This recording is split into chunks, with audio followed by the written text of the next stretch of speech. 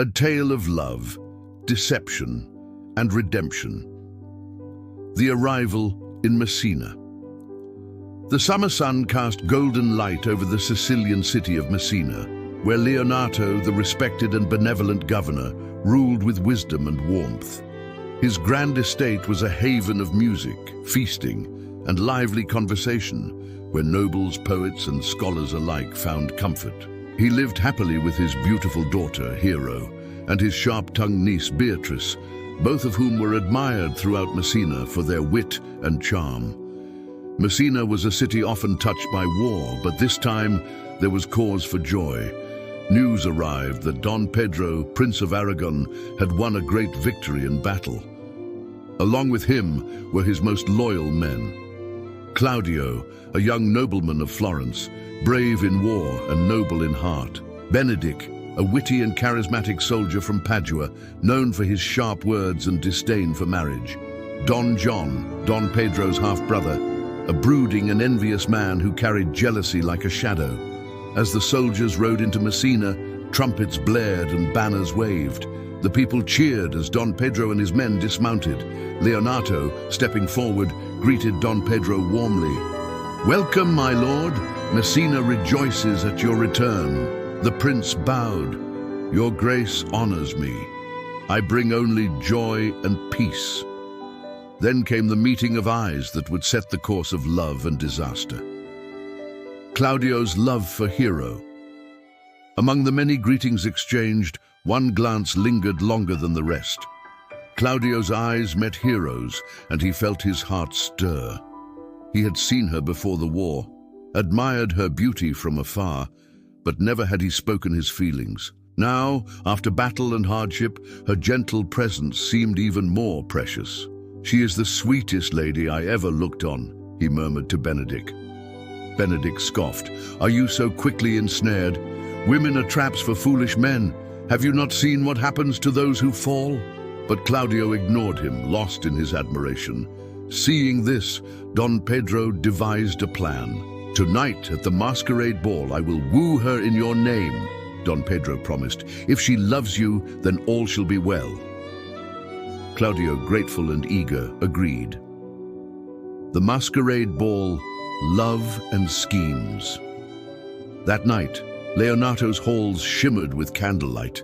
Guests arrived masked, laughter echoing through the great rooms. Hero stood among the women, her heart racing as she watched the disguised figures around her. She had noticed Claudio's stolen glances, felt a warmth bloom within her. At that moment, a masked nobleman approached her and spoke sweetly of love.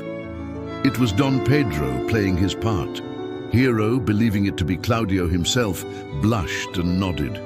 "If my heart be worth anything, it is already given," she whispered. Watching from a distance, Claudio burned with anticipation. When Don Pedro later revealed the good news, Hero returned his love. Claudio was overcome with joy. Their wedding was set for the coming days, but while one love story flourished, another smoldered in denial. Beatrice and Benedick, a war of wits. Across the room, Beatrice and Benedick found each other once more. Beatrice, ever sharp, could not resist teasing. "Senior Benedick, I thought you had sworn to stay in battle, or did the war grow weary of you and send you home?" Benedick laughed. "The war may have ended, but I find myself in a fiercer battle, one against your tongue, dear lady." They sparred with words, as they always had, but beneath their verbal jousting lay something unspoken. The court had long noticed it, their constant arguing, their undeniable chemistry. Though both swore never to love, their friends saw the truth. They were meant for each other, and so a plot was hatched. The trickery begins, love's hidden matchmakers. Don Pedro, Leonato, Hero, and Claudio conspired to make Beatrice and Benedick fall in love. First, they arranged for Benedick to overhear a conversation between Don Pedro, Leonato, and Claudio. As Benedick strolled through the gardens, the men spoke loudly, so that he would hear every word. "Poor Beatrice," Leonato sighed. "She is hopelessly in love with Benedick, but dares not speak of it. Benedick is too proud to notice, Don Pedro added. If only he would see her heart. Benedick, hiding behind a hedge, froze. Beatrice, in love with him. The idea struck him like a lightning bolt. She hides it well, he murmured. But if she loves me, who am I to refuse? Later, Hero and her maids played the same trick on Beatrice, speaking of Benedick's secret love for her. Beatrice, hearing this, felt her heart stumble. Could it be? She whispered. For the first time, she looked at Benedick not as a rival, but as a man who loved her. Don John's villainous plot. But while love blossomed, jealousy festered. Don John, filled with hatred for his brother Don Pedro, sought to destroy Claudio's happiness. I will make him believe Hero is false, he vowed. With his deceitful follower Borachio, he devised a wicked scheme. That night, Borachio stood beneath Hero's window, whispering sweet words of love. But he spoke to Margaret, Hero's unsuspecting maid. Claudio and Don Pedro, watching from the garden, saw only a woman in Hero's chambers with another man. Betrayal. Claudio's joy shattered into rage. The wedding of shame. The morning of the wedding arrived. Hero, dressed in white, stood before the altar, smiling at Claudio. But when the priest asked Claudio to take Hero as his wife, Claudio stepped forward and declared, I will not. Gasps echoed through the church. She is false, Claudio continued. I have seen her with another man. Hero collapsed in shock. Leonato, her father, was struck with grief. My daughter's honor is ruined, he lamented. But Beatrice, Benedick, and the wise Friar Francis saw the truth.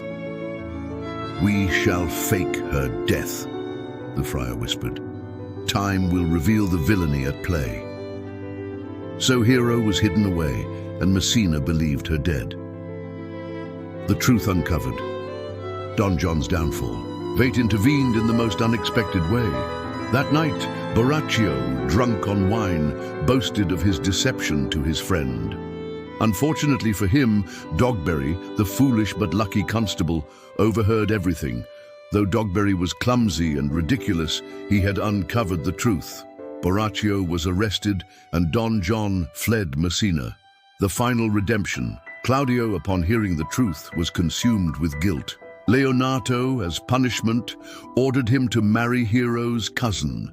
At the wedding, a veiled woman was presented to Claudio. When she lifted her veil, it was Hero. Tears and joy filled the hall. Benedick, finally accepting his love for Beatrice, declared his devotion. And as Don John was captured, Messina danced in joy.